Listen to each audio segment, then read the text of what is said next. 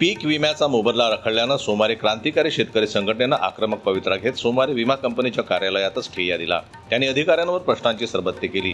शेतकऱ्यांना मोबदला अदा करण्याची प्रक्रिया सुरू असून काही शेतकऱ्यांना नुकसान भरपाई न मिळाल्यास किंवा तक्रारी असल्यास जिल्हाधिकाऱ्यांकडे जिल्हास्तरीय समितीची सभा घेण्यात येईल असं आश्वासन जिल्हा अधीक्षक कृषी अधिकाऱ्यांनी संघटनेला लेखी स्वरूपात दिलं।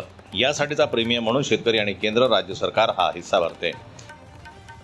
जिल्हा कृषी अधीक्षक यांनी पीक विमा कंपनीच्या कार्यालयाला शेतकरी संघटनेच्या उपस्थित शेतकऱ्यांच्या समस्येवर चर्चा करण्यासाठी एक कॅम्प आयोजित केला होता, परंतु इथं विमा कंपनीचे वरिष्ठ अधिकारी कोणी उपस्थित नाही आहे। जिल्हा कृषी अधीक्षक कार्यालयातील कर्मचारी येऊन गेले, परंतु असं ठोस कुठलंही आश्वासन आम्हाला भेटलं नाही किंवा शेतकऱ्यांचे पैसे का थांबवलेले आहे याचंही उत्तर मिळालं नाही।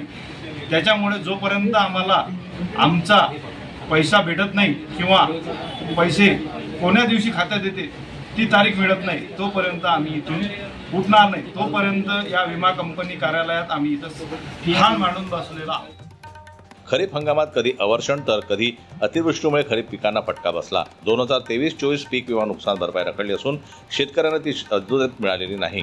यावर्षी ऑगस्ट व सप्टेंबर महिन्यात आतापर्यंत अनेकदा अतिवृष्टी व ढगफुटी सदृश्य पाऊस झाला। ऑक्टोबर महिन्यातही नुकसान झालं, मात्र शेतकऱ्यांना पीक विम्याचा मोबदला मिळालेला नाही। दरम्यान सोमवारी क्रांतिकारी शेतकरी संघटनेनं रिंग रोडवरील विमा कंपनीच्या कार्यालयात धाव घेतली।